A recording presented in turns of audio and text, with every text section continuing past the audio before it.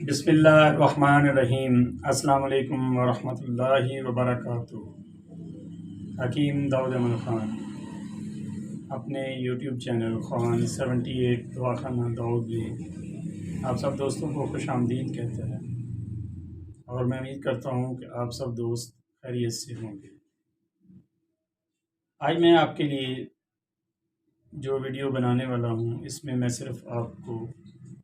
چند انفارمیشن دوں گا۔ اگر تو آپ اس کے اوپر عمل کریں گے تو انشاءاللہ تعالی آپ کو بہت زیادہ فائدہ ہوگا۔ ہم نے اکثر سنا ہے کہ دوست ہمارے پاس دواخانہ میں آتے ہیں اور کہتے ہیں کہ حکیم صاحب مجھے گرمی بہت زیادہ لگتی ہے، مجھے گرمی ہو گئی ہے، میرا دل گھبراتا ہے اور پیٹ میں ہوا وغیرہ رہتی ہے، تو آپ برائے مہربانی مجھے کوئی ایسی ٹھنڈی دوا دیں جس سے مجھے فوری طور پر آرام آ جائے۔ تو میں اپنے دوستوں سے یہ بات شیئر کرنا چاہتا ہوں کہ ایسے وہ تمام مریض جن کو گرمی زیادہ لگتی ہے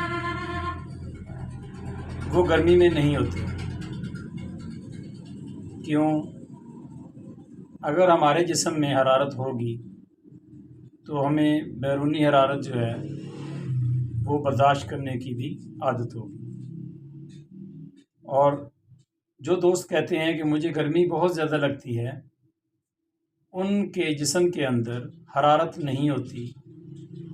جو ہی لائٹ جاتی ہے وہ کہتے ہیں جی مر گئے،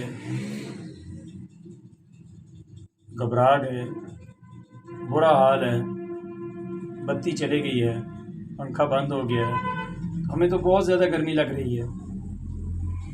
بھئی انہیں گرمی نہیں لگ رہی ہوتی، بلکہ انہیں خشکی کی وجہ سے گرمی زیادہ محسوس ہو رہی ہوتی ہے، کیونکہ ان کا مزاج جو ہوتا ہے وہ عضلاتی اعصابی ہوتا ہے، یعنی کہ خشک سرد ہوتا ہے۔ تو خشک سرد مزاج میں ہمیں پانی کی پیاس جو ہے وہ بھی بہت زیادہ لگتی ہے اور گرمی بھی بہت زیادہ لگتی ہے، حالانکہ ہمیں گرمی ہوتی نہیں ہے، کیونکہ عضلات کے اندر تو تحریک ہوتی ہے۔ آپ ایسے سمجھیں کہ دل جو ہے نا، اس کے اندر فالتو مادے، کچرا، تبخیر، خمیر زیادہ جمع ہو رہا ہوتا ہے، جس کی وجہ سے ہمیں دل میں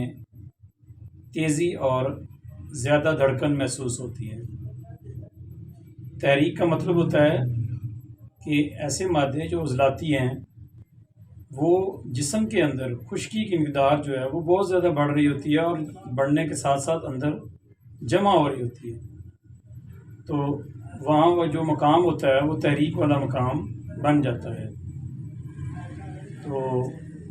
ہمیں اس تحریک کو ختم کرنا ہوتا ہے۔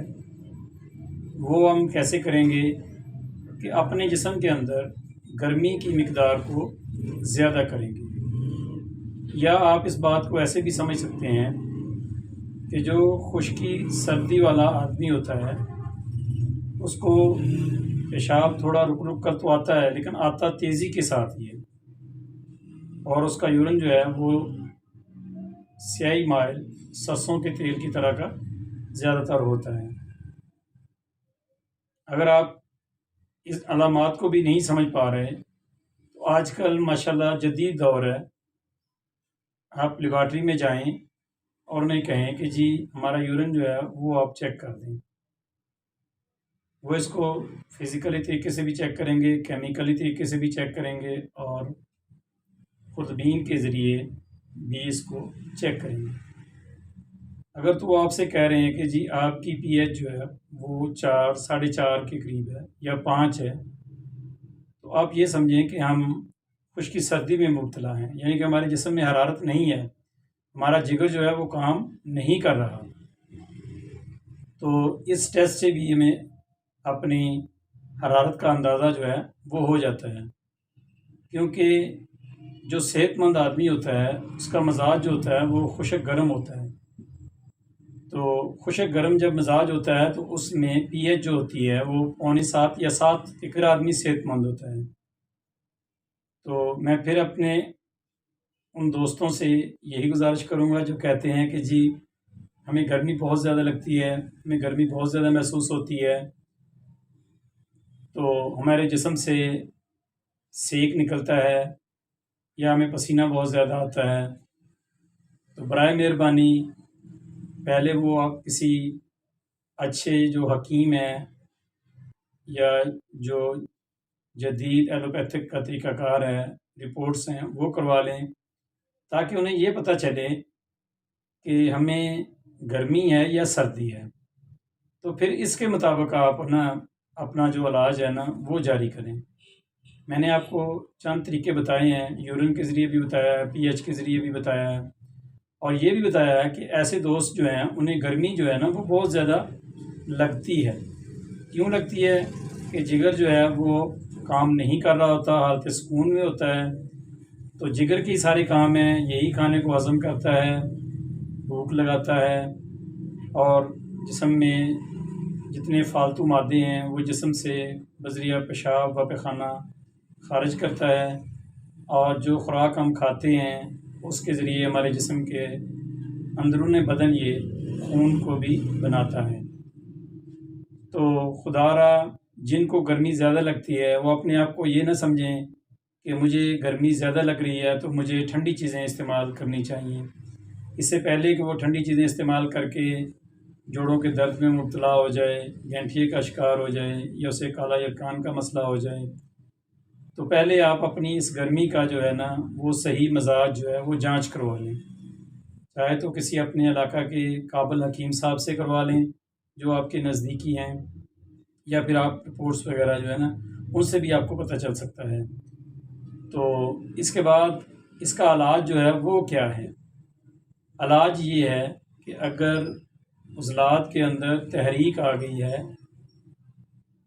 تو آپ اسے تحریک کو ختم کریں، اور جو لیور ہے جس کو ہم جگر کہتے ہیں اس میں حالت سکون ہے، تو آپ اس کی حالت سکون جو ہے اس کو بہتر کریں، تو انشاءاللہ تعالی اس سے آپ کا نظام بہتر ہو جائے گا، آپ عضلاتی اعصابی سے عضلاتی بدی میں آ جائیں گے۔ میرے اپنے ہی چینل کے اندر میں نے ویڈیوز بنائی ہوئی ہیں خوراک کے متعلق، اگر آپ اپنی خوراک کو بھی تبدیل کر لیں گے